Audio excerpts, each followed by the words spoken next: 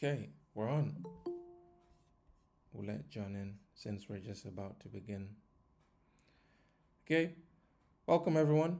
Uh, in this class, we'll look at the holistic product strategy for how to go from the very beginning all the way to the end of your product strategy. So I'll share my screen so you can see entire screen share. I hope everyone can see my screen. And I'll also... Yes, we can see your screen. Fantastic. This board, we'll call it Product Strategy 101. Brilliant. And I want everyone to be able to edit. Don't delete anything, guys. If you delete anything, I will remove you from the board because then you're impacting everyone else's learning. Copy. So before I share the link, when you come in, I want us all, so you can see some of the boards. I've hidden them, so you won't be able to, see them until I unhide them. So the ones that you can see. So for instance, when you come here, these are exercises that we'll do today to get everyone really grasping the concepts of these components within product strategy.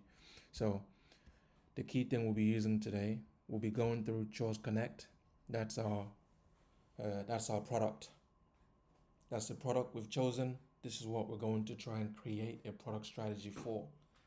And so this is a problem for those that aren't aware of it. This is exactly what would happen. Maybe let's say you work for Airbnb, and the manager has just thought of a problem, just identified a problem and writes it exactly in one paragraph and says, hey, please take a look at this, see what we can do. That's literally it. See what we can do. All that means in the world of product is, can you try expand it? Try and put some of using the product strategy frameworks. There's several frameworks. Can you try and help us to understand this problem more and see whether it's worth solving? So one of the frameworks you can use is market sizing. So based on this problem, is this worth solving? How do we answer that question? We do market sizing to understand overall what is the estimate. If the market is big enough, we say, it might be worth solving. That's one. And then we'll move on to the next. What are some of the key pain points? So before we begin, I want everyone to read this. Can't read it for you, but I'll time it, and then I'll give maybe 2 minutes for everyone to read this. So it'll be this here, this, and this. Yeah, this will give you a great setup for the exercises we're about to do. So maybe 5 minutes all in all. Let me share the link and then take 5 minutes to read these 3 sticky notes. That's the context you need for us to proceed with the exercises. Our good friend Miro. So for those that aren't able to use Miro, I'll keep my screen here so you can read. After the timing, I'll move them. So maybe we have, all in all, let's say 5 minutes to read. I've shared the link for this on the meeting. Godfrey, if we can share it on other platforms so everyone has a way. Yeah.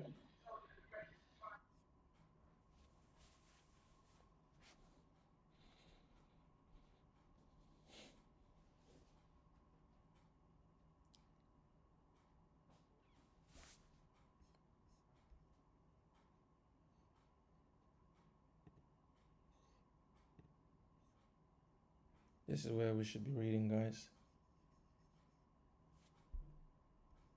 So make sure you understand the problem. This knowledge is critical, otherwise you'll be lost the entire time. That's my fault. I should make this block. Yeah.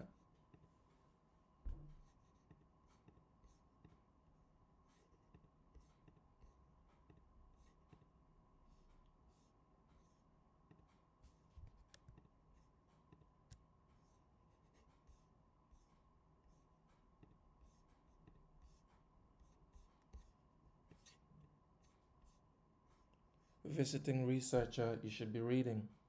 Please be reading the stuff which is here. Maybe it's my fault. You're following me. So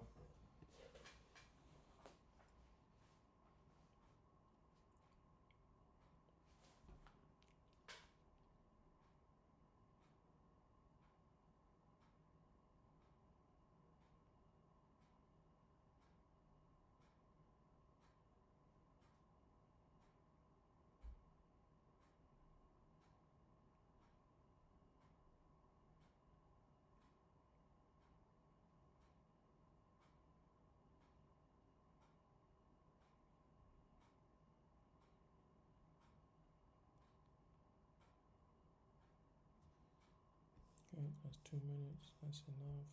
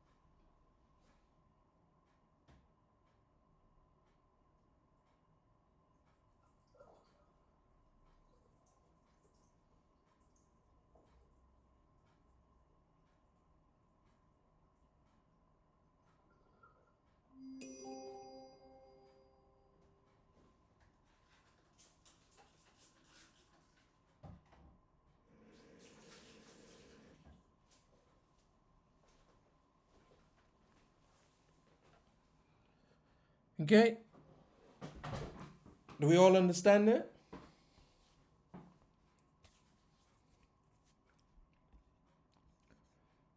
So I'm gonna need some collaboration, guys. If you're in a workshop, in a company, you have to speak up. So this is where we practice it. You know, part of this course is that we practice our ability to communicate our ideas.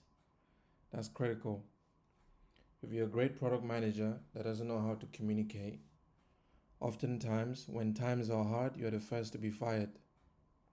So it's critical that you know how to do your job, but also you know how to communicate. So here it's not just giving you the skills, but it's also, being able to help you communicate them.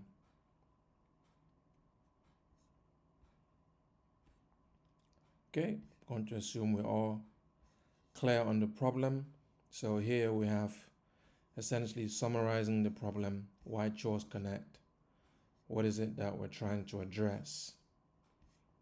And then here you can see some of the questions that were posed to potential customers to understand the problem that they face. So during market research, interviews, as we said, we've spoken on this before. How do you do a qualitative interview? So in those discussions, these are some of the questions. So the market research team or the research and development team may reach out to you and give you these questions to help you understand how they went about their research. Or maybe within the product team, you want to understand further. So you use these questions to speak with people, just to get their insights and hear then product insight. So based on that research, that market research, so, and here are the insights, 3 key insights. There might be more. Again, this is only demonstrating to you, just to show you what you can do. And then here, so 1 is high demand for reliable help. There's a clear indication that many individuals struggle to balance their daily responsibilities with keeping their homes clean and organized. This underscores their high demand for reliable assistance within household chores. Amazing, huh? As a product manager, remember, your boss sent you this problem, and then now you're coming back with, some key insights. Here are some questions, boss. You're explaining your rationale always. We all think we're all different people. So the bridge that ensures we connect and our align is our assumptions and our ability to explain our assumptions. So here, these are some questions that have been used to post, to speak with people out there, gain those understanding of the problem, further understanding of the problem. And then here now, you're then explaining to your boss, there seems to be a high demand for reliable help. So your boss is thinking, wow, okay, this is good. This is further evidence solidifying that the problem is worth solving. Remember, you've done a market sizing exercise. You now know exactly what might be, what the size of the market might be. And then from market research, you're getting more evidence supporting, the reason why you should probably do this. And then you're still, you still want to do more. So you proceed to the next exercise. Okay, since it seems this problem might be worth solving, so it would be nice to understand the key pain points within this sector. So with that being the case, I would say this is now for us. Let's do it together. So it's going to be 5 minutes. Let's see how many pain points we can come up with. I will hide this. How many pain points can we come up with collectively as a group, all of us in this class? So pain points, do we all know what pain points are? Pain points are problems, What are some of the problems that people are having? So the first one here I've added as a guide, difficulty finding reliable housekeepers. Right? That's one of the difficulties. So what might be others? I believe everyone here has read all of these 3 key prompts. So based on that, you should be okay to uh, define the pain points. So with that being said, let's begin. I'll put 5 minutes on the clock. Let's go. Sticky notes, I'll put them here for you. For those that are unable to use sticky notes, you can create a table here for you. Create this empty space that is green. If you can enter your prompts, enter your responses there, I'll move them over. For those that are able to use sticky notes, you can do them directly on here. For those of you that are not able to use sticky notes, if you can enter them here, that would be great.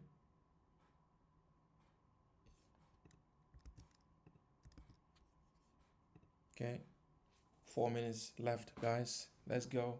List as many pain points as you can think of.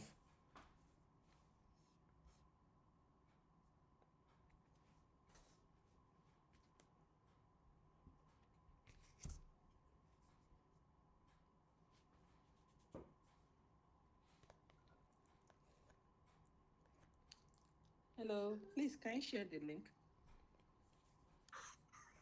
Okay, Godfrey, that's a I job shared the for you. link already. I'll share it again. Okay. Nonye, have you seen the link? It's been shared.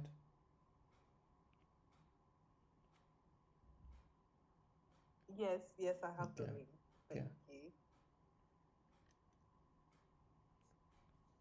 Sorry, I've not seen the link on the message. Okay. It's been It's on the shared group. on the message, On the also group. been shared on WhatsApp.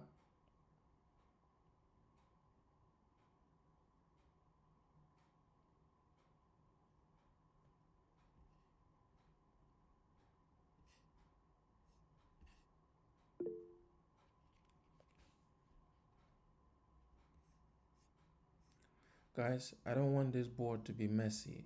The instructions have been very clear. If you are unable to use it, I'll much prefer you type your responses as a message in Google Meet and I'll copy them here. Otherwise, it becomes unusable. Please, let's follow this guide really well. So I've created a green box here. If you come back to Google Meet, please, I want to stress this. If you're unable to type your responses in the sticky notes, no problem. If you can enter your responses here, that's very much, that's very useful. I'll create a table, then that way it keeps it neat for everyone else who can, because it can be confusing.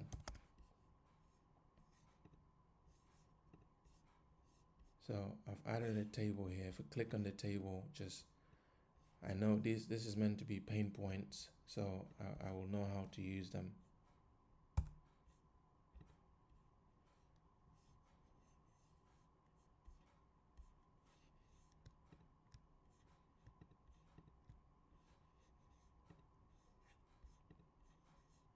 If you just double click on it, you'll be able to enter anything you want.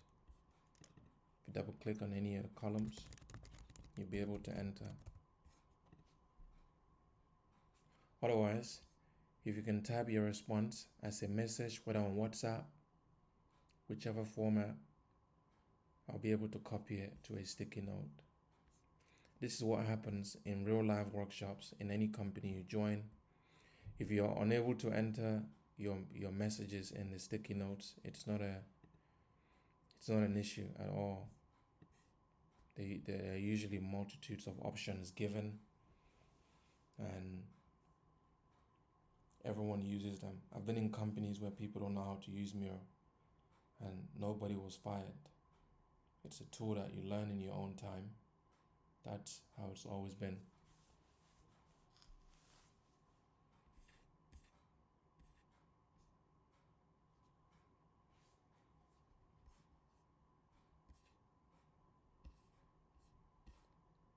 Are we entering the responses in in the chat? Is that what we're doing? I'm not seeing anything being entered.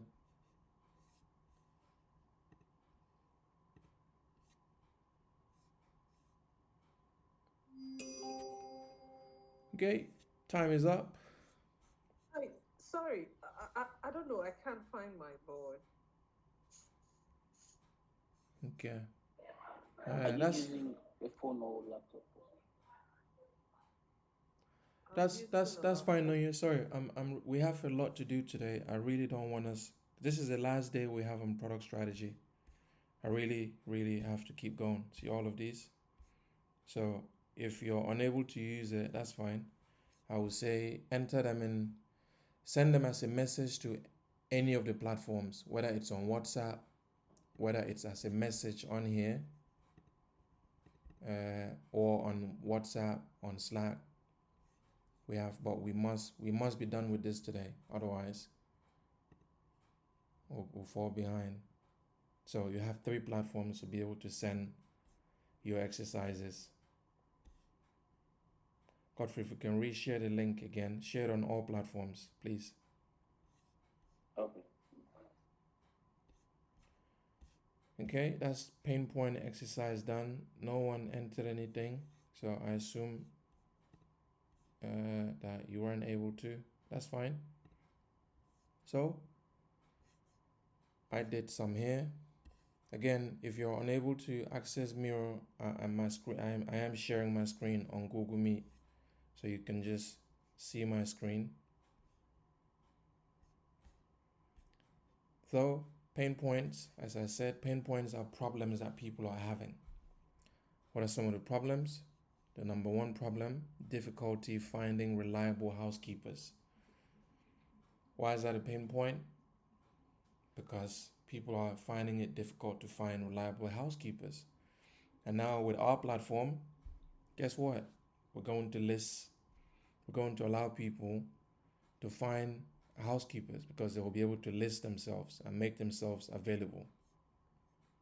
And then in the next one, limited availability of service providers. All right, limited availability of service providers. That this one here means who are the people that are providing. If I list that I need someone to come clean my house, the person that comes to provide that service, those people aren't readily available. So that's a pain point. The number of them, to find them in one platform is rare. And then the next problem, lack of transparency and trust. Lack of transparency and trust. This is key. I couldn't just bring anyone to my home to clean or to come in and maybe do my gardening or to wash my clothes. That's I need to be able to trust. I need to know that there has been some vetting going on in the background. Then the next problem, time-consuming booking processes. This one here, sometimes to find people and to book them, it can go on for quite a while. So that's an issue. Then the next one, concerns about safety and security. Bring someone to my home, they might steal. That's a pain point. Difficulty managing appointments. They might not be able to know what time the appointments are, but our platform, again, that's a pain point that we'll look to resolve. Lack of support and assistance.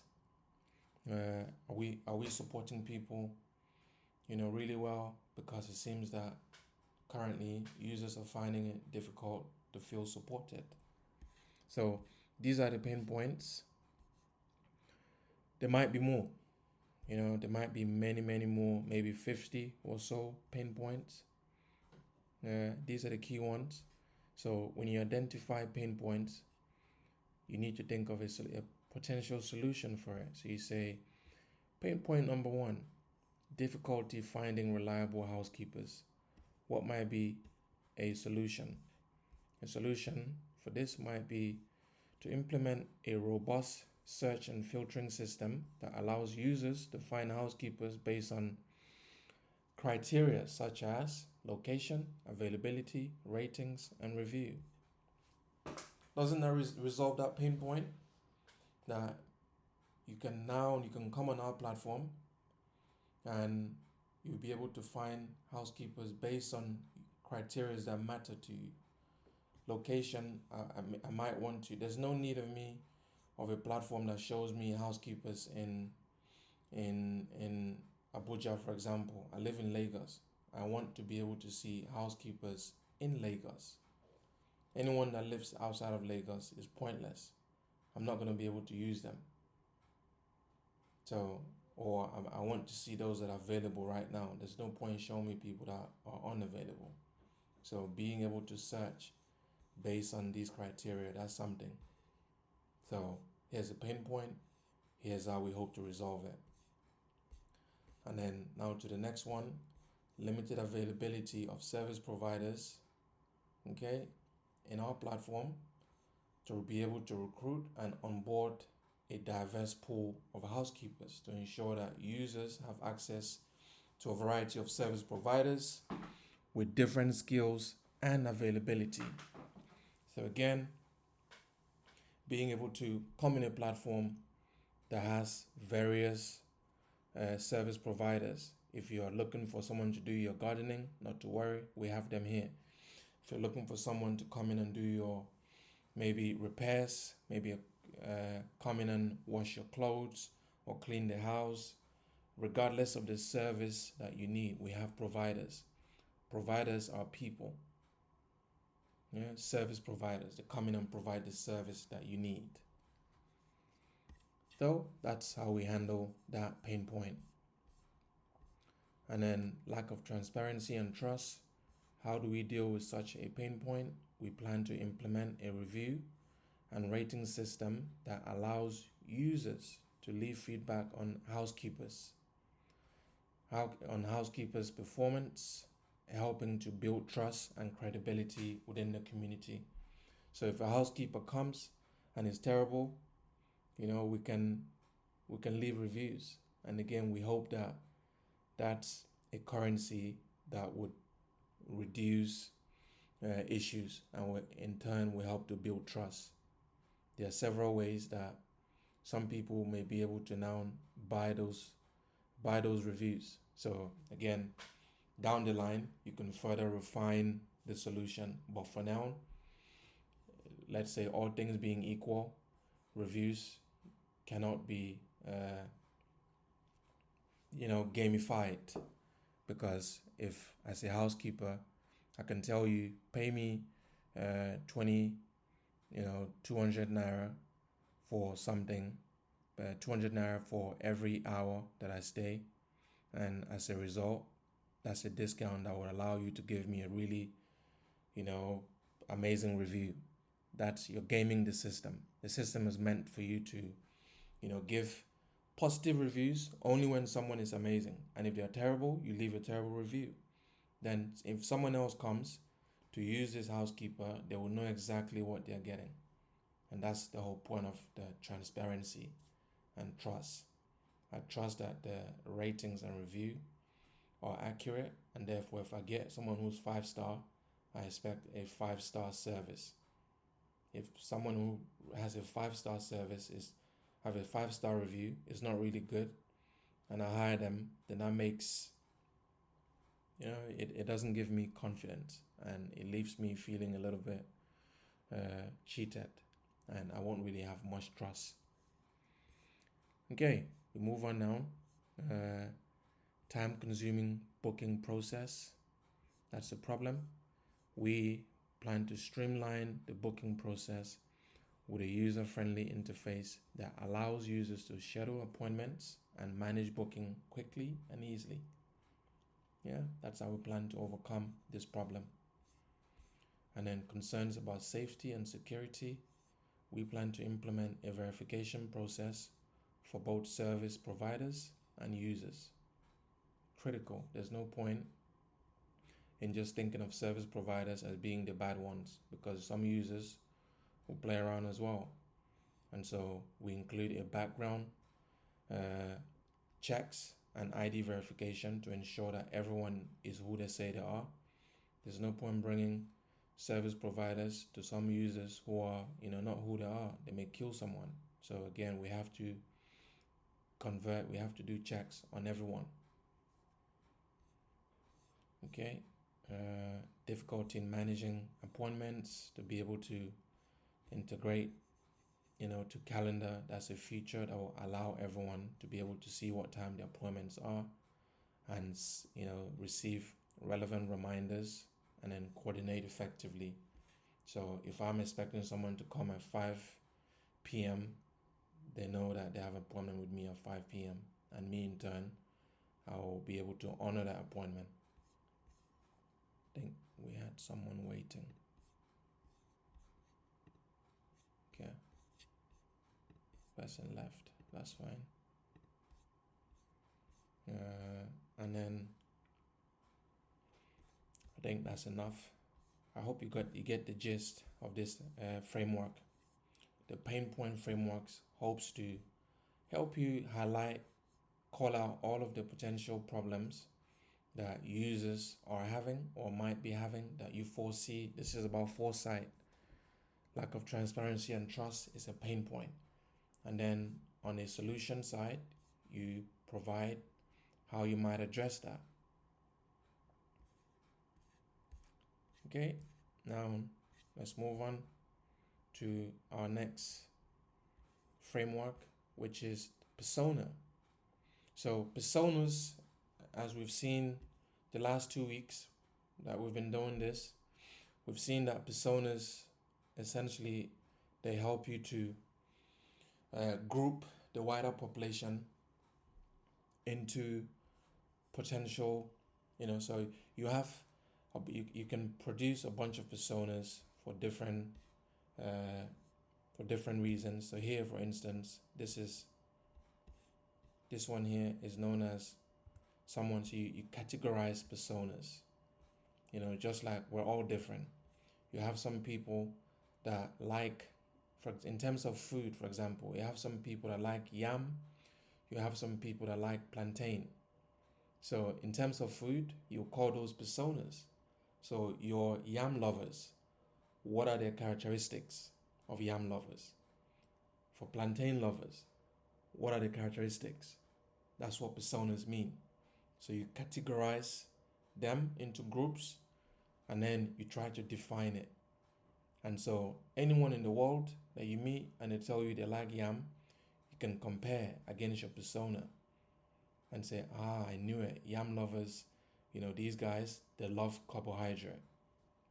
Your plantain lovers, they love to eat that with rice, or they love to eat that with, egg sauce, like all of these things. You categorize them.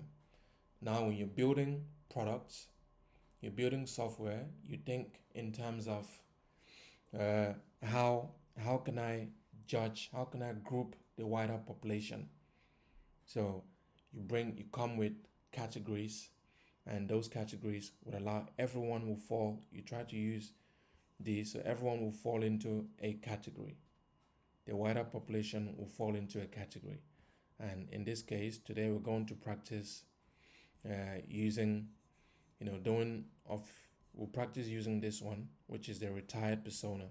So for Chores Connect, we think we'll give it a name. What might a name be? So we think of retired people that might use Chores Connect. What are some of the characteristics that we can learn about them? Occupation obviously is going to be someone who's retired. So retiree, for instance, right? Because they're retired. What might be their age? We say anyone who's 60 plus. Yeah, someone who is of that age. What might be a name? We call them maybe Patrick, let's say. Yeah, Patrick is 60 plus and is retired. And then we say, what is your background? What might be a background? So the two things to do since we've given it a name, we've given it an age. People, it might be even older. People who are 65 plus, and then are retired. And then what might be the background and the goals and needs from Chores Connect. So in order for you to do this, let's review the persona of a busy working professional. Her name is Sarah. She's 32. She's a marketing manager. Her background: Sarah works long hours at her job and barely has any time left for household chores. She lives alone in a small apartment and finds it challenging to keep up with cleaning, laundry, and other tasks. She values convenience and is willing to pay for assistance to free up her limited time. That's her background. So, to write the persona for someone who's retired, you will need to do exactly the same. So, think of maybe your great granddad, summarize their daily lives or something. That would be the background. My granddad is old. I don't see him doing chores. He needs help. If he's well to do, he'll be willing to pay. So along that line. And then here then, goals and needs. Sarah hopes to find a reliable housekeepers who can help with regular cleaning and tidying. She wants to be able to book appointments at times that fit her busy schedule, and she also wants to be able to ensure the safety and security of her home and personal information when using the app. So there's a lot to unpack here.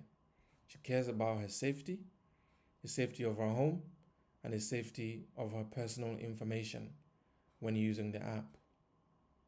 So by safety here, to ensure the safety and security of our home, it just would mean that no one goes in and steals her things. And then whilst using the app, I think everyone here might be aware of it, KYC or GDPR if you're in the West, your personal information not being stolen from the app, so that protection. Any questions before we begin?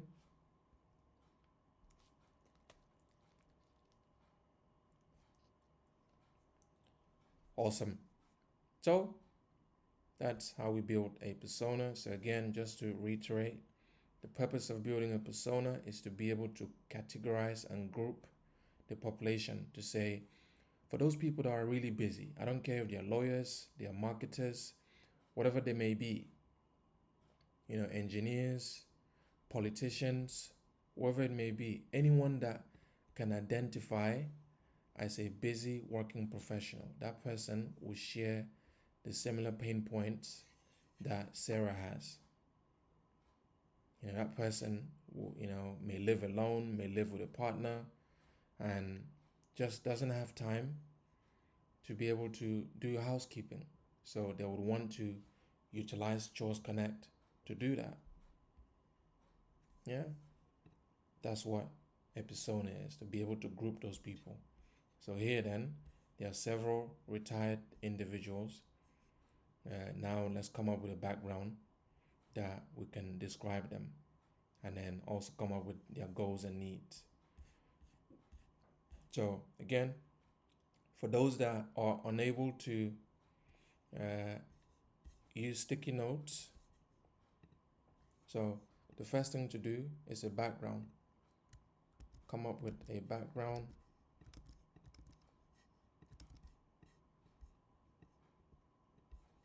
So once you do a background, then we'll move on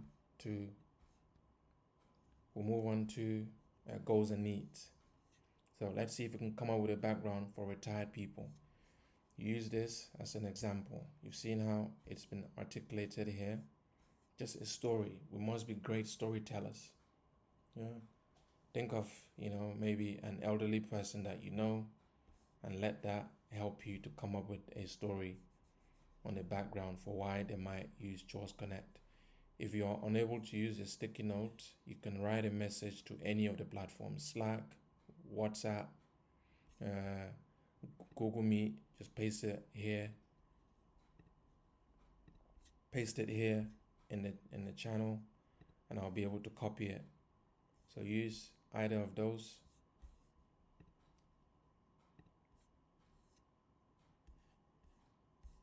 I put 5 minutes for this. Let's begin, guys. Come up with a background for someone who's retired. Just a story. And there's also this. There's a table here. If you're unable to use sticky notes, there's another option. So we have countless options, guys.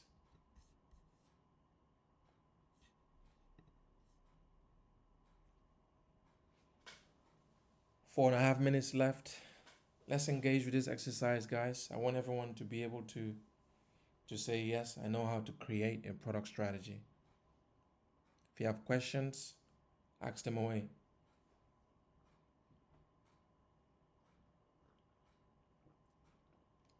Product strategy is not a single exercise, it's a multitudes of exercise.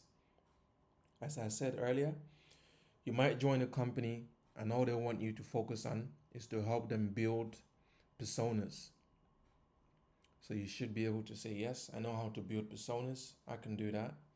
And you go ahead and create them with confidence.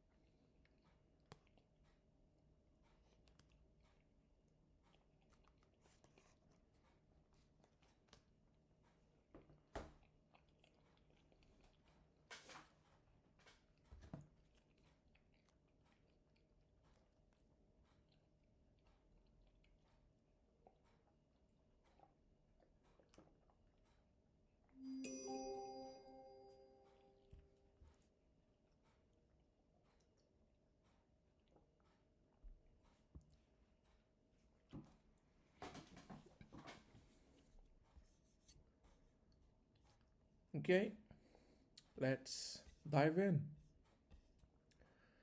Hold on, guys. For those that attempted, again, I think because we don't have much time, we need to be able, if the instructions that I give are not too clear, please do, just pose a question to make sure you understand. And that reiteration, it can save you some time. Because I think, I just said, let's just focus on background for now. So if you've written background, then that's good enough. But I can see here that some people have written goals and needs as well, which is good. But I hope it didn't take away time spent on crafting a solid background. That's all.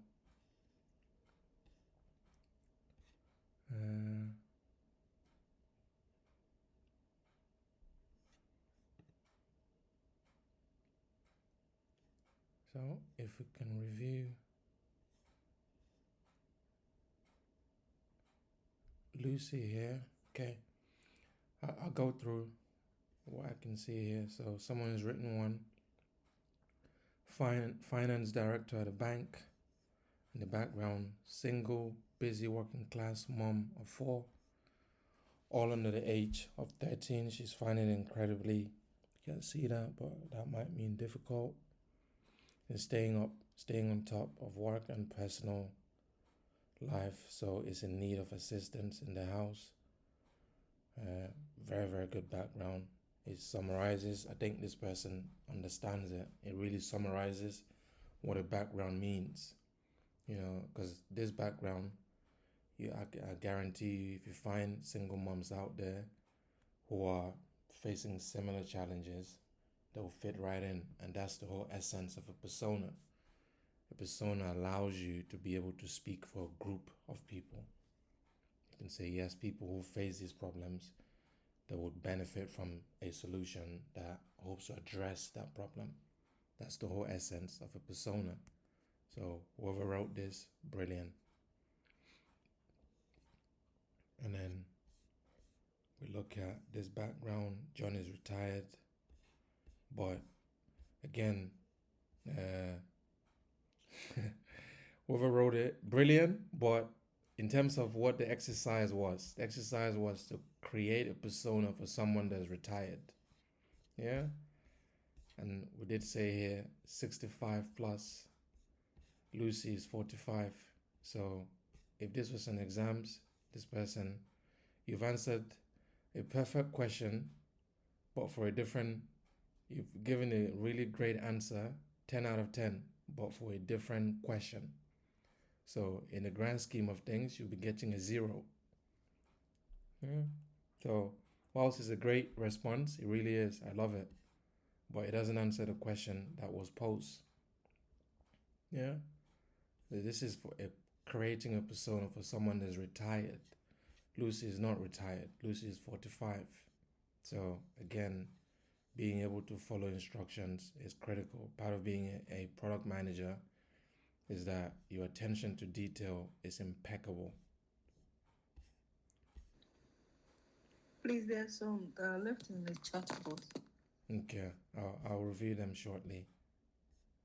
And then this one here, background, Patrick is retired from his teaching career. He lives alone with his retired wife in a duplex. They have 2 grown children who live far away in faraway cities. Yeah, that's the background. This is great. Out of 10, I would say this is a 7. Because you've articulated the background, but you haven't touched on some of the pains, right?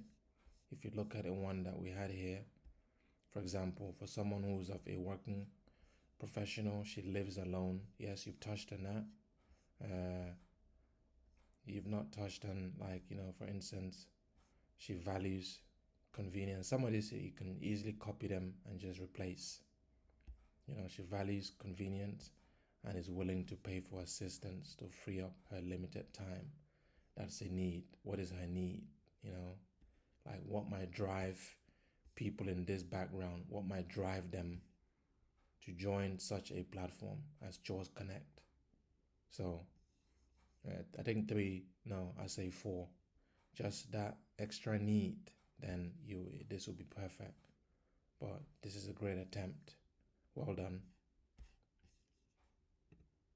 And then let's see some written in the chat.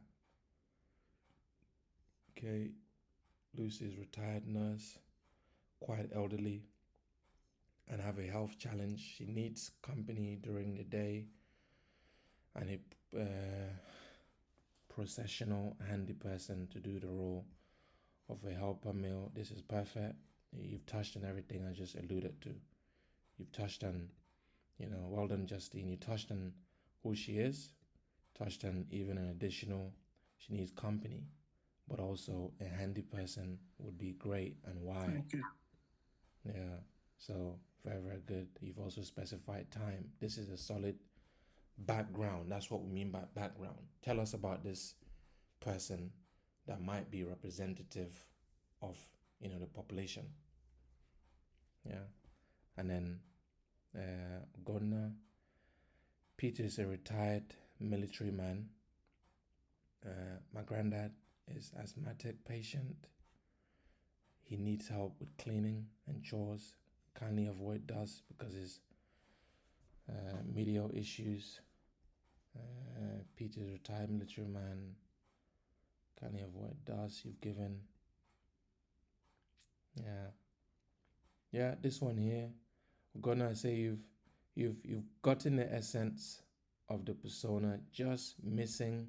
If you read this and read the one that Justine put above, you can see that small nuance that's missing.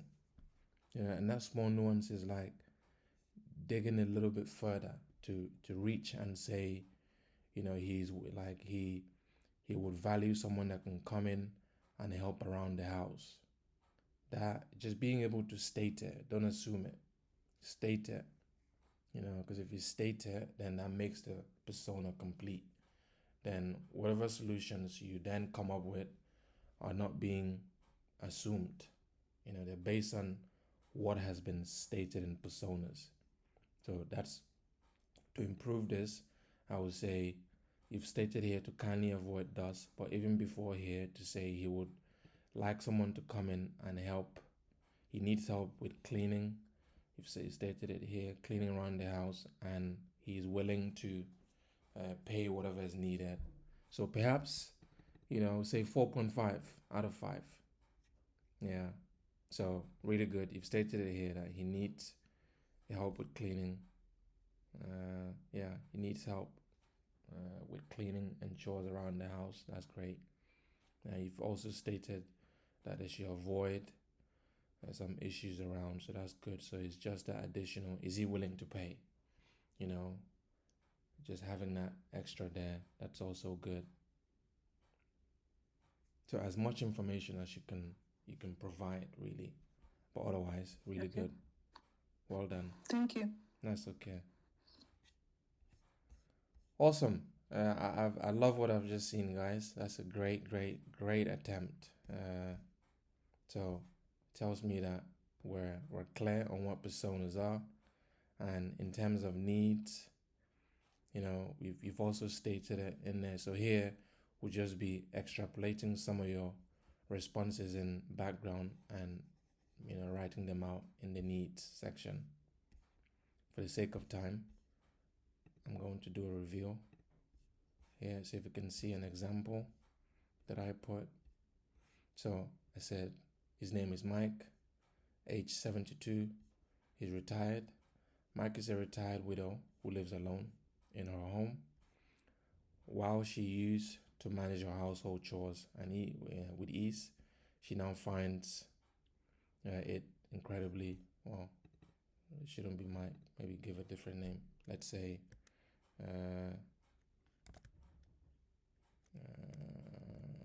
what's her? Thomas. Thomas is a male name. It's a male name. Michaela. What about that? Yeah. Michaela. So in place of Mike, just think Michaela.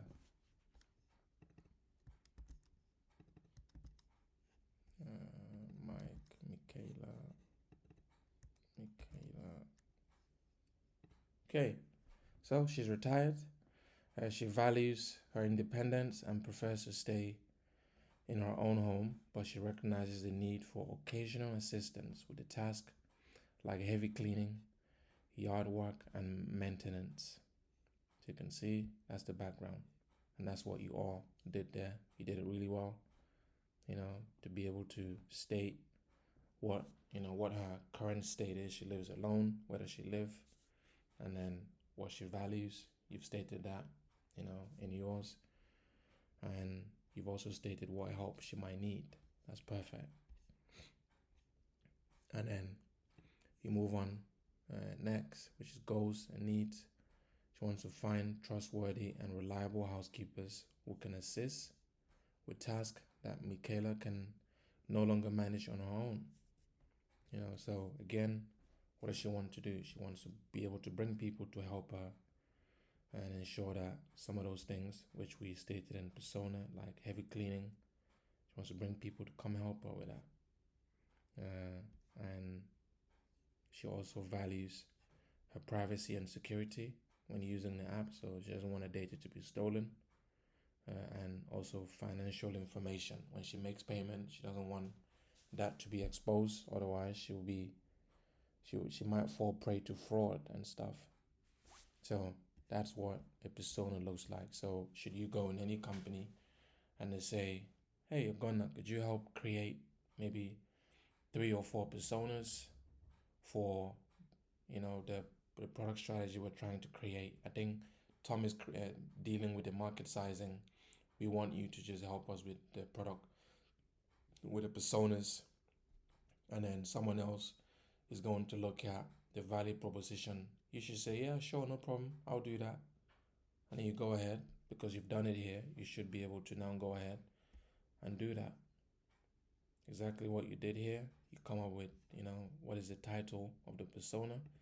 This is for an elderly retiree. What's the name? What's the age? What's the occupation? What's the background? What are the goals and needs? That's it. And I did for Chores Connect, I did do other personas just to illustrate. For a stay-at-home parent, his name is Mark. He's 40. He's a stay-at-home dad. That's his job. What's his background? Mark stays at home to take care of his 2 young children while his partner works full-time. With his hands full managing childcare duties, he struggles to find time for house chores like vacuuming, grocery shopping, and meal preparation. He's looking for affordable assistance to lighten his workload and free up time for family activities. So we're very clear what the background is. We can extrapolate this to the population. How many stay-at-home people would have the same similar challenges? Many. That's the value of personas. You don't need to sit there and interview the entire population. You simply understand that this can be extrapolated to a wider population, and then you confirm. This is where your interviews are vital. Interviews, you check to ensure that these are in alignment with what people are saying in your interviews. Okay. And then goals and needs. Well, it's simple. Mark wants to find housekeepers who can help with a variety of tasks, as we noted earlier: cleaning, grocery shopping, and meal prep. Ultimately, this will free him up with time to supervise his kids and ensure that their homeworks are being done. So, the app would hopefully help that, to ensure that housekeepers hired through the app are trustworthy and reliable. Where have we seen that pain point before? Trustworthy and reliability. We saw that previously, didn't we? When we use the pain points framework, we saw it here, that transparency and trust. And then we also saw about safety and security.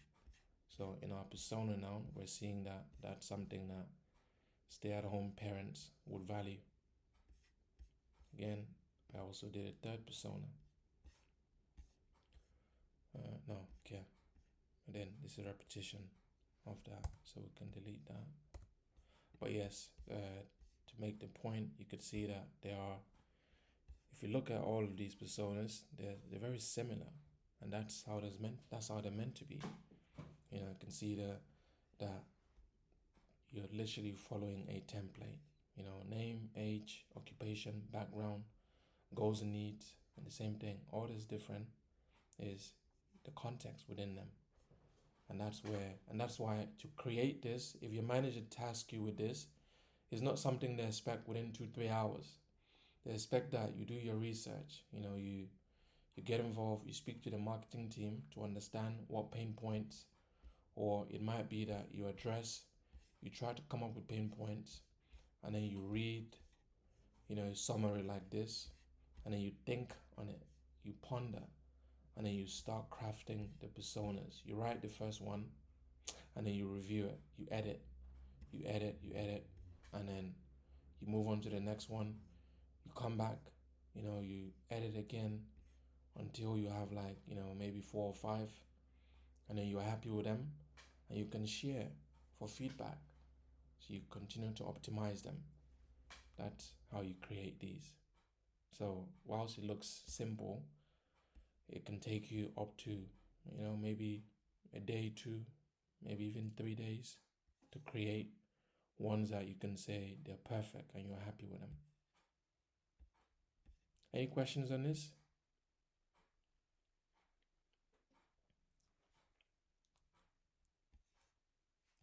Okay. We have 3. Oh, we have 4 more. So I have to speed up a bit. Now,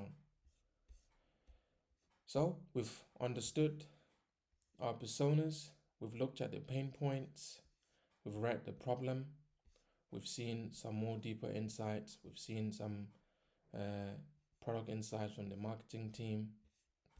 Now we think of, okay, well, what are some high-level features that we can create for Jaws Connect?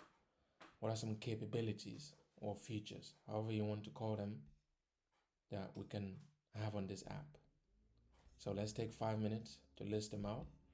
I've given one here. One might be a user profile. That's one. List them out in the channel. Any channel that you value, I'll be able to copy them across. For those that can use Miro, please do use the sticky notes. List as many as you can think of.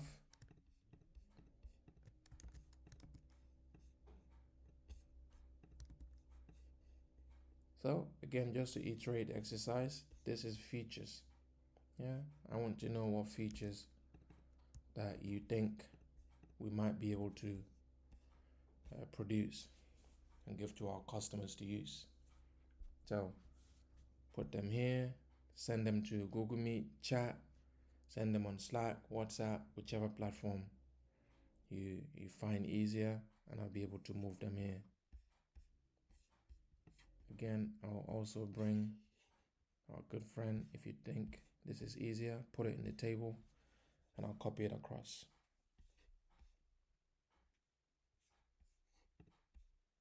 Okay, 5 minutes, let's go.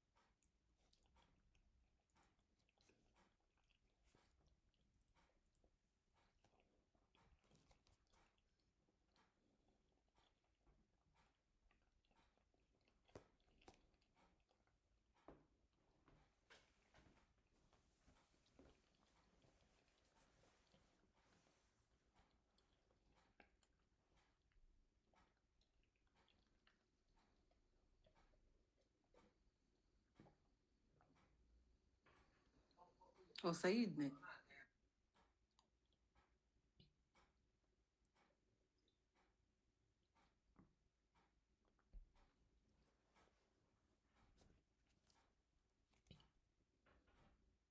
Okay, I've written mine in the chat box.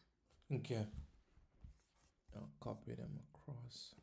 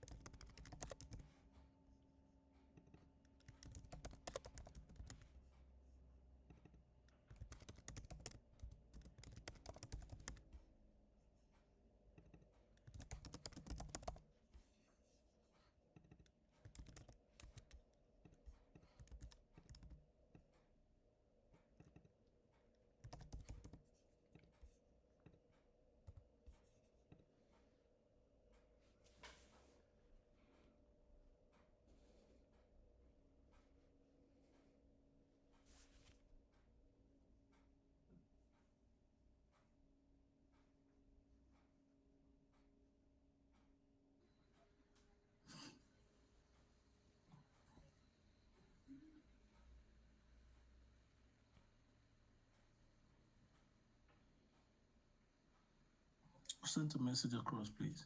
Okay. I'll copy them. Yeah.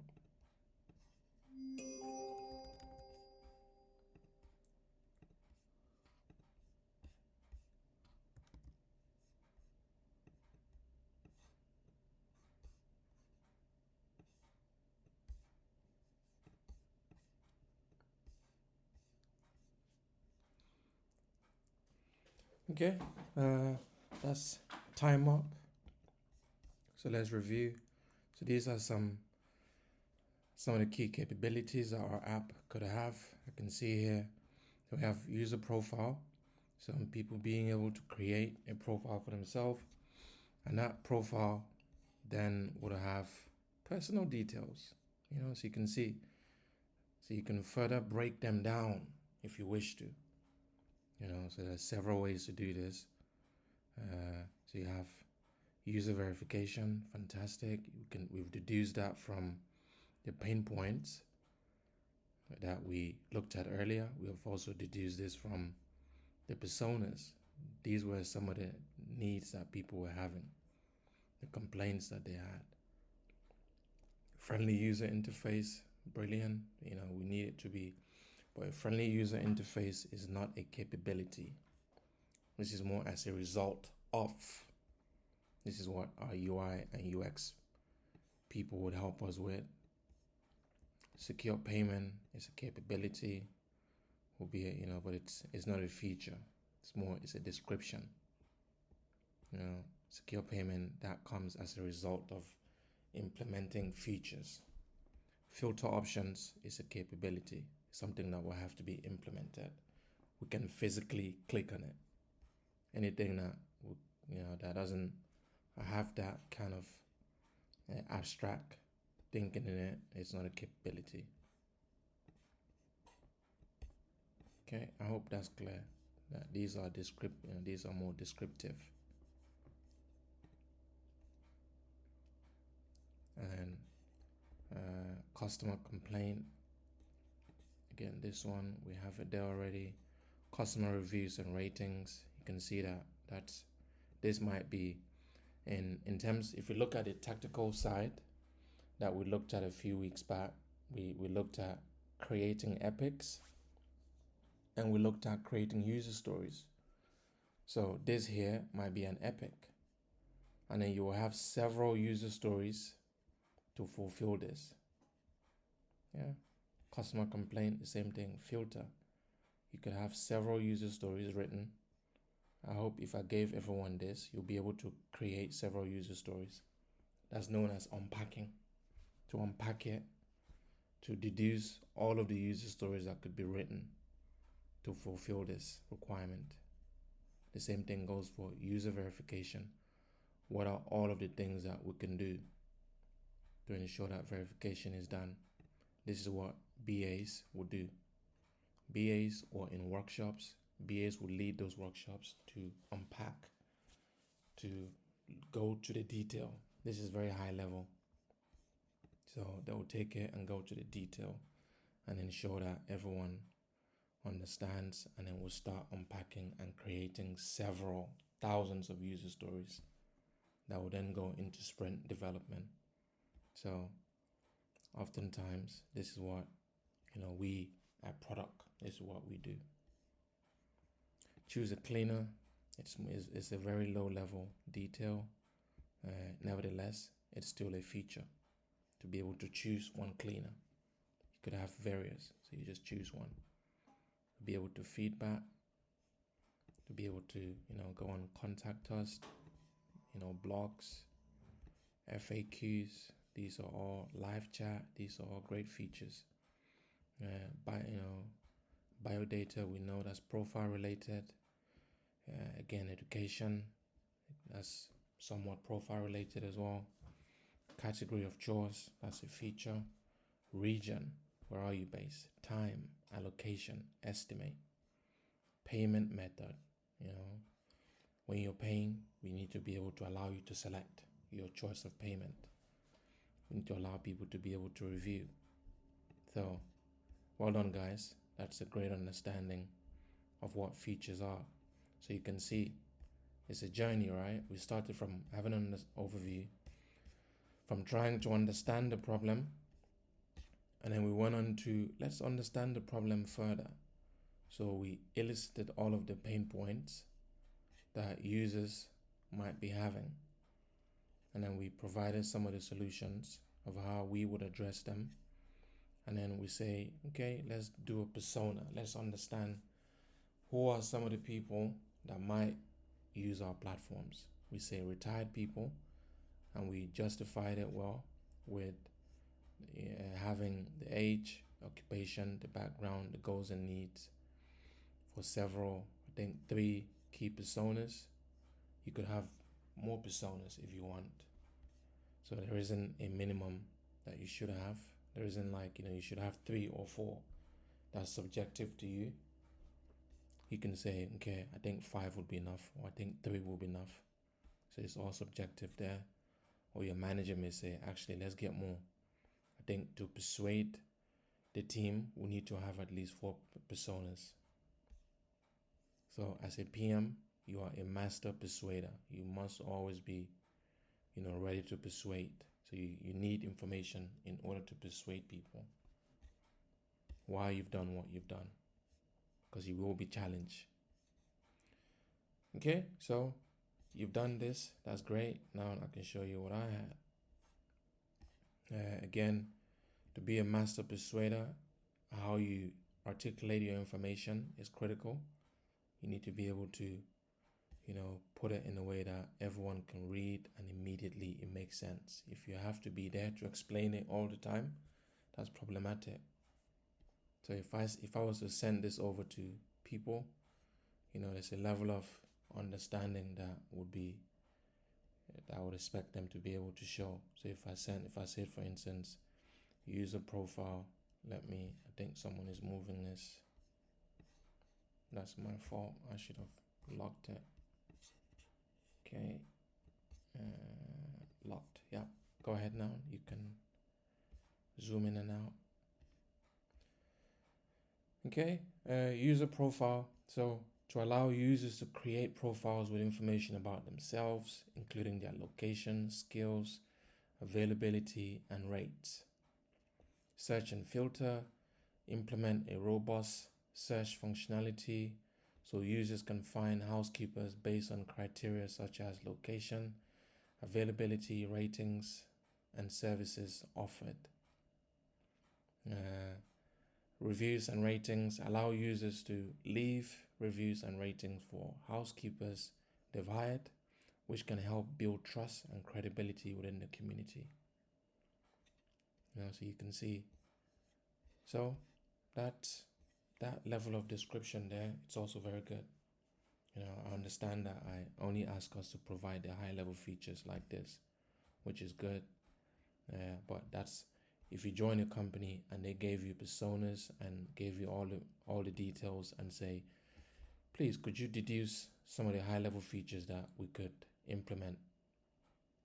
You should aim to, maybe you might begin with this, and then you start describing them. You say, okay, for user profile, okay, you describe it. User profile. This is aimed to allow users to create profiles with information about themselves, blah, blah, blah. Moving from this to this, it shows maturity in your product management skills. So in being able to communicate at this level, whoever you sent it to, they will be able to understand. And then they can either give you feedback or they can contribute to it and help it become bigger and better. And that's the goal. So then you've created these, and from here we can think of the next step. Since we have all of the features, you can then say, right, what are some of the ones, and this is all driven by your insights, your understanding of the problem. Say, which ones might we do first? MVP stands for minimum viable product. In today's world, you often hear MLP, minimum lovable product. Minimum lovable product. You hear this often, but what everyone still relies on is MVP. So what's a minimum viable product? All that means is what's the first thing we can release, we can build and release and launch to users to use, and then we get feedback. So for Chores Connect, we need to build a holistic system that allows people to register, search for someone, or to list a job, and someone to book it, and payment to be made. Those are 5 things. So if we can get them here. So registration. So this is how you think of the entire journey. So the first thing, a happy journey, is register, and then we go on to, once you register, list a job or skills.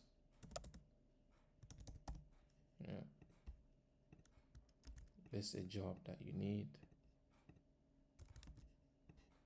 or so here you can either register as a job provider, someone who has a job, so a job seeker, as a job seeker, or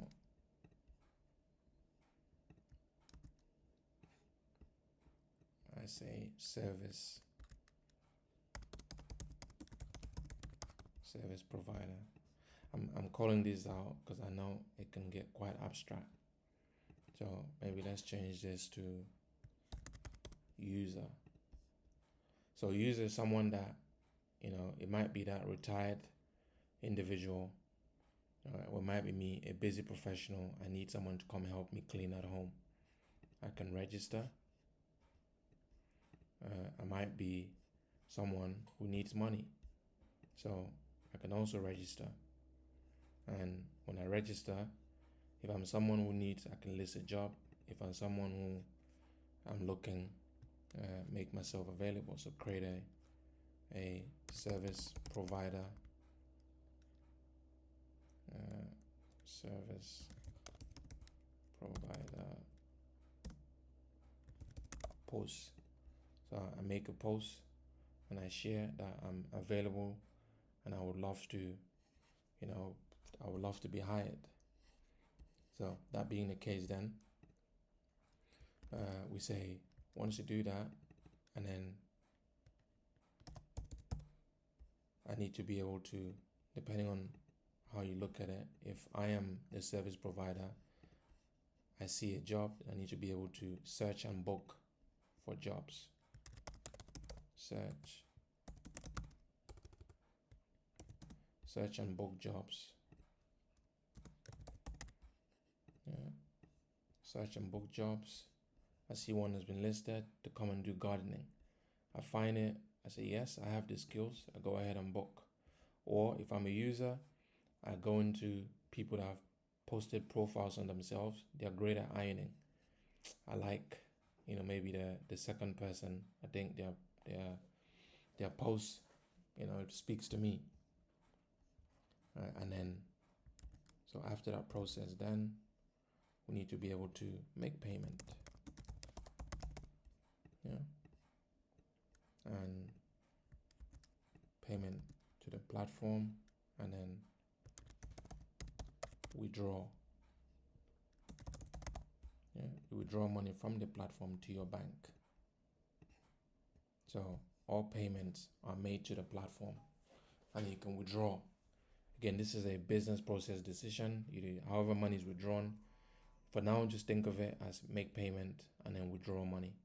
So that's a journey from the very first thing to the last. Right? This is first, and then here, not sure what action that is, but we can say that's the last action. Yeah, so that's a journey all the way. So when we think of MVP, how can we streamline it so we only do the key things that matter?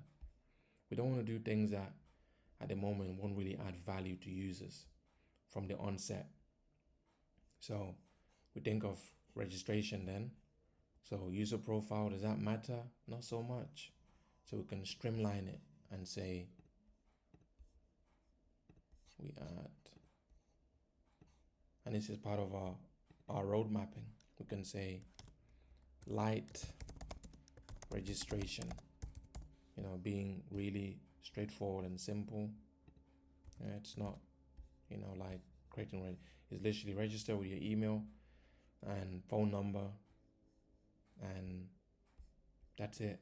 Registration is done. And perhaps when people would need to withdraw money, maybe at that point, can we do some verification? These are known as business process decisions. Yeah, everything you have to think. You have to cross your T's, dot your I's. Everything you have to double think it. Registration, you think, registration. This is where you need to use vicarious learning. Think of all the apps. As a PM, you should be avid. I encourage everyone to do this. Do you just stay at home one day, just 30 minutes, just download several apps, just download them, play with them, register, see what they do, because all that's doing is making you very adept. You become very, good at understanding how apps or how products out there work, how tech products out there work. That insight is invaluable. Once you finish with them, you delete. So when you come here and you see something like register, your brain starts to recall all the registration you've done. And you know exactly what it takes. You see that some registrations are longer, some are shorter. So you can, you'll be able to recall. So when you say light registration, that just means not a long form, with 50 fields. This is just 3, maybe, your name, surname, email address, phone number. That's it. That's light. Right? And then you think of list a job. You think, when I signed up for Uber, how does that work? When I register to be able to use Uber, so on service out there, you recall, because there isn't a new product in the market. I keep using this example. If you are someone that has a PalmPay account, PalmPay isn't new. They haven't done anything new that GTB Bank hasn't done. All they've done is they've simplified their processes. So they've utilized existing services, existing banks and their apps, and they've learned from them, and they've then changed them to suit what they want to do. So as PMs, we must be really good at understanding products that exist out there and how we can learn from them to implement the service that we want to provide. So for the roadmap, you simply do what is the end-to-end journey, the first thing that must be done all the way to the end, to keep it light, because it's MVP, minimum viable product, not maximum. So the simplest things that you can do to ensure that you test. So we want to test that someone can register, someone can list a job, someone can provide a service, someone can search and book, someone can make payment, and someone can withdraw money. Those 6 things, we want to be able to do them. And we want to do the basic thing ever, like the most basic of these. That is known as our MVP, or minimum lovable product, MLP. And then post MVP, we can then add all of the things that we didn't do in MVP, and we can start, adding to them. This ultimately becomes our roadmap. And this can take us many months to build out. Yeah, so I'd love to expand on this, but I will give it as a homework to see how many people can use these core these core sticky notes to create a roadmap that features MVP and post MVP, keeping it light. Yeah, so being able to list, so essentially you will list all of the sticky notes that you think should be for MVP, just list them here. And then the ones that you think should be post MVP, you list them, here. And I would love for you to do this on Miro, just to practice.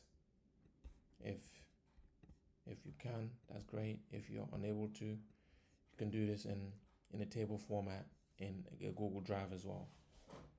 Yeah. Okay. Does that make sense, guys? Happy with that? Yeah. Awesome. Super. So that would be one of the take-home exercise, to be able to build out a 4-quadrant roadmap. So here will be MVP or MLP.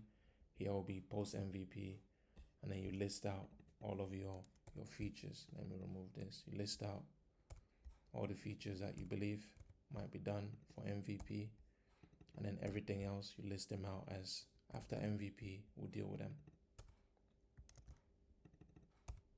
That's what that means. I hope that makes sense, guys. I would love for us to try and keep it at that. Nothing extra. Just do the fundamental, do it extremely well. That will be that. Okay. And so we understand what a roadmap might look like. We understand the pain points, and then now we think, from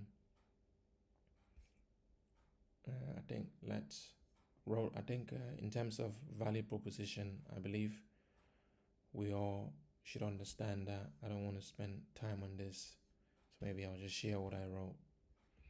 A value proposition, it's essentially what makes your product different, and what do you plan to offer.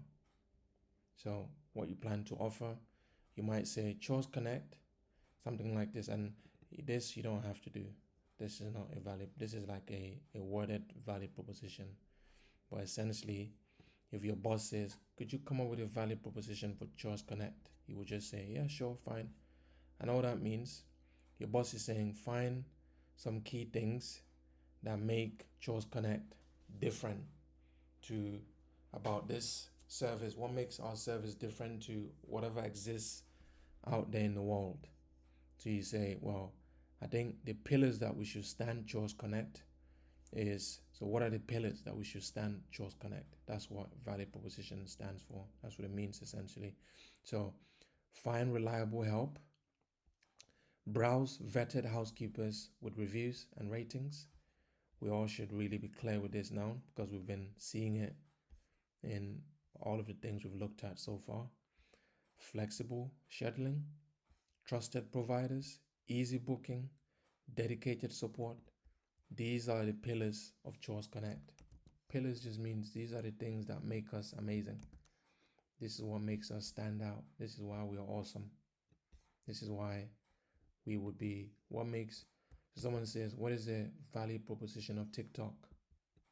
When TikTok first came out, the value proposition was short and simple videos to digest.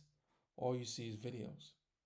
You don't have to go, you don't have to do what Instagram does. Lots of, pictures, all of that is just long. Customers want, nowadays, users have some of the shortest attention span. Any video longer than 10 or 30 seconds, people leave. They're not interested. So TikTok understood that. So their value proposition was very simple. The simplest, entertaining video that we can give to users, that's the best. So they told users our platform enables you to make short, simple, and concise videos. That's their value proposition. I hope that explains it. So when we think of value proposition for Chores Connect, we want, to our users to find reliable help, to be able to have flexible scheduling, trusted providers, easy booking, and dedicated support. These 5 key things, these are the 5 pillars of Chores Connect. This is why we are amazing. Any question on this?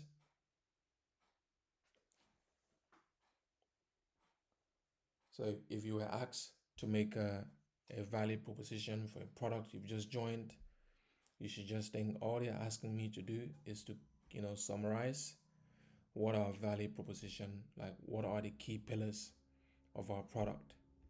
And this here is the output.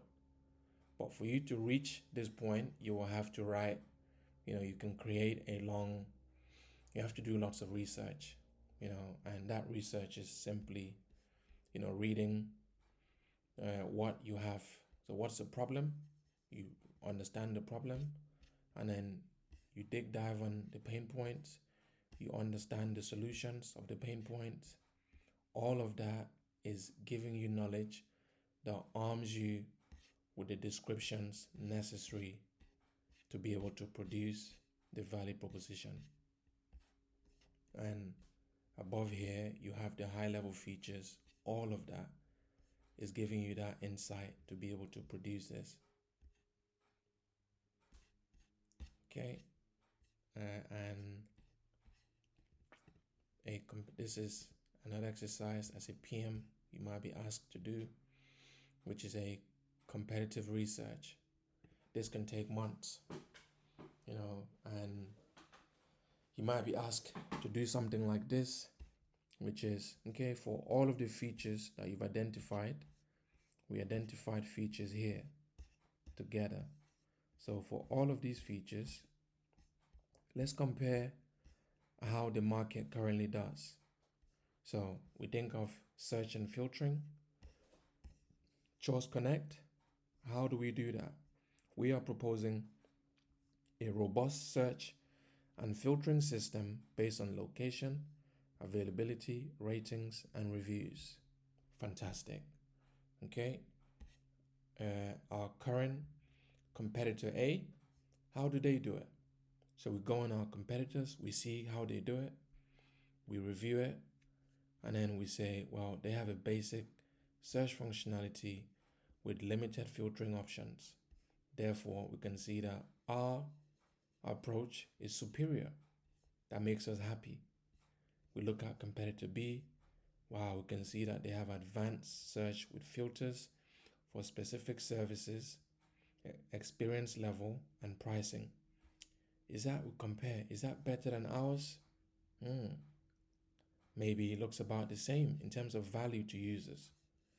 We look at competitor C, limited search functionality with basic filters for location and availability. We said no, that's inferior. So we can see that competitor A and C are search and filtering is more advanced than what they have. However, it's on par with competitor B. So you can see, you could even do some coloring. You can say where we are superior, we put that, we change it. Here is just, no one telling you what to do. It's just you being able to just come up with a key for yourself, whatever helps you to be able to tell a story. We must be storytellers when we are sharing these outcomes and outputs. We should be telling stories. So we come here, we say ours is superior to competitor A and C. However, it's on the same level, it's on par with competitor B. If there's something else we could do to put us above them, we should. If there isn't, we leave it. Okay, we'll move on to the next one. So that's the research you do for for doing a competitor analysis. That's what this is known as. To be able to look out there and see what competitors are doing, and then to see what, based on what you propose to do, how well do you fare. There's no point of you producing, and you do this so you don't produce a product that is inferior. If your product is inferior to A, B, C, then there's no point of you entering the market. Your product must be superior. So that's one of the keys of this exercise, to help you know how to position your product in the market. Any question on this?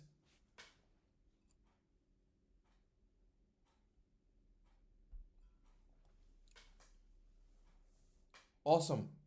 There will be, in the final project, all of the things we've gone through here, you'll be expected to produce them for your project, and that's what I'm hoping that you're looking at these exercises and thinking outside of just Chores Connect, but also thinking how you might apply them for any company or any feature or any product you choose to do. So this is not just static to Chores Connect. This is what you might do for any exercise. Okay, and lastly, KPIs. Your product strategy is not complete until you have, how do you measure your success? So for this, I'd love to do a final workshop. So let's do maybe a 2 minutes, not keep it too long. So again, share your responses in either of the platform. So I would love for everyone to come in here. So KPIs are key performance indicator. All this means is, how would we know whether what we're doing is successful or will be successful? How do we know that it would be good in the market? So how to know that is to measure some KPIs. For instance, you might choose to look at number of app downloads or installations. If your number of app downloads, it's, let's say 5,000, is your app successful? It's relative. You might say yes, it's successful, because we set a goal. Our goal was to be able to have a minimum of 1,000 downloads by month 6. If after 6 months we have less than 1,000 downloads, then that means we haven't been very successful at pushing the app, or customers don't really like our app. So that's why it's good to have KPIs. So what are some of the measures that you would use to check whether your user acquisition and growth is successful, So one of those metrics might be number of app downloads. I've put one there. And in terms of booking and transaction metrics, you might use total number of bookings made through the app. That's something you might use to check whether your app is successful. So let's put as many KPIs as we can think of, list them out here. Let's begin, guys. I'll set the timer. Let's go. 2 minutes. Briefly, whatever comes to mind, list it here. No right or wrong.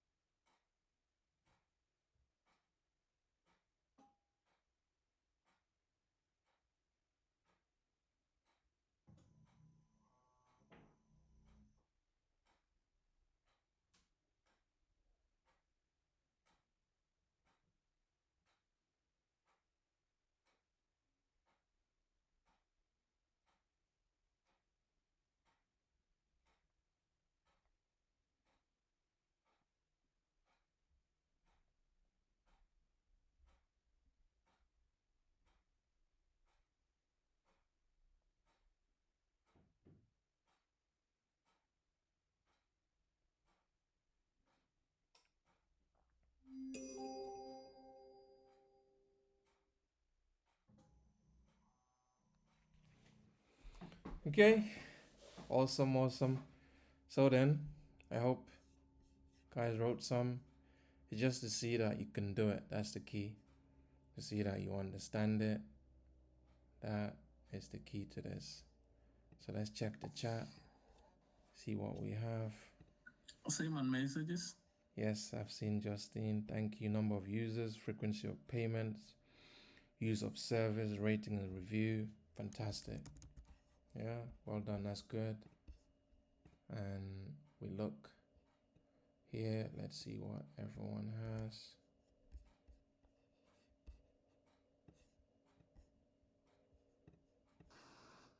On the chatbots, please.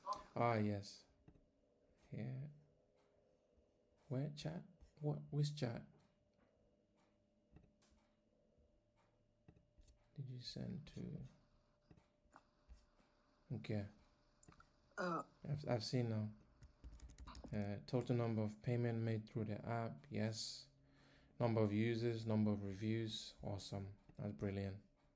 These are some of the metrics you can use to test whether the app, is successful. We also have here task completion rate. Yep. Feature adoption rate. Yep. That's a very good one. That would help you. If the feature adoption rate is low, then it tells you shouldn't have released it. It's not really adding much value. And that's why I'll employ everyone to think of feature adoption. So feature adoption rate, all that means is if we release this thing now, what value is it? So you must always, it's like if I'm going to travel from Lagos to, let's say, Abuja, I think, what's the point of traveling to Enugu first and then going to Lagos? Does that make sense? So you must think your trip to be very sequential. Drive or fly, whichever way you want to do, just make sure you're going forward and that it's making sense. What's the most efficient way to travel from Lagos to Abuja? And that trip, and that's what this is. You think of your journey, road. You want to release this app, you want to release this product. So what is the simplest thing you need to do first? So you slice them out and then all the way to the end. And the end is, the first thing you need to do is people need to be able to register. These two people, your users and your service providers. And then you have to let people be able to list jobs, and then service providers can post or can take those jobs. They can message if they need to. Is messaging, is that important? You need to ask yourself that. And then people need to be able to search and book jobs. People need to be able to make payment. People need to be able to withdraw. So you think this is called journey. That's the journey. And then what is the simplest thing we need to do for this journey in order to test, to ensure that our product is going to solve a problem in the market? And then how do we measure success? That's KPI. So feature adoption rate here will tell you if you release a complex feature that people don't understand and people aren't even using it, then you've just wasted resources, development resources to implement and release a feature that isn't adding much value. So you must be thinking, what's the simplest feature that we can release? And then you can make it complex in the future, but you do that incrementally. And that's the whole thesis of why we have Agile. Agile says you do one small value, you release. Don't need to wait until it's a super gold. No, Agile says as soon as it's complete, just release it. Test and learn. Let people tell you if it's good. So I love this. This gets a gold. Yeah. Then retention rate, average revenue per customer. Again, really, really good. KPIs here, guys. Fantastic. So we understand KPIs. So at the end of this, then you then create, a document. You can use Microsoft Word document to put all of this into place. This is going to be a report. As PMs, we must be really good at writing reports.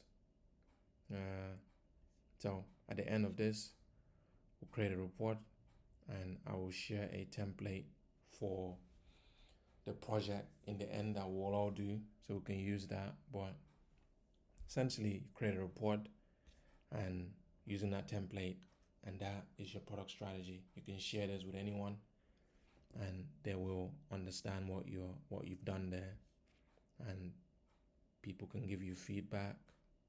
So as a PM, this is going to be your bread and butter. This is something you will do over and over and over and over. So your first one may not be as good as your 10th one. So as a PM, you're going to create, thousands of these or hundreds of these.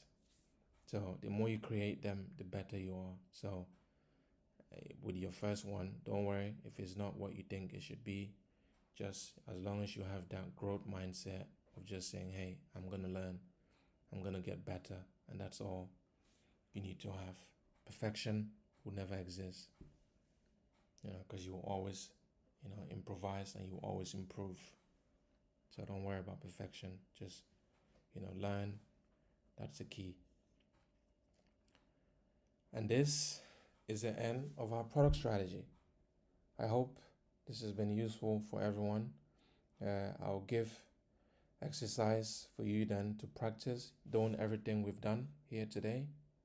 And hopefully you can add this to you'll be able to add this to your portfolio on Google Drive. So whenever you apply for a role, you can say, yes, I've done a product strategy and here's an example of what I did. Any questions?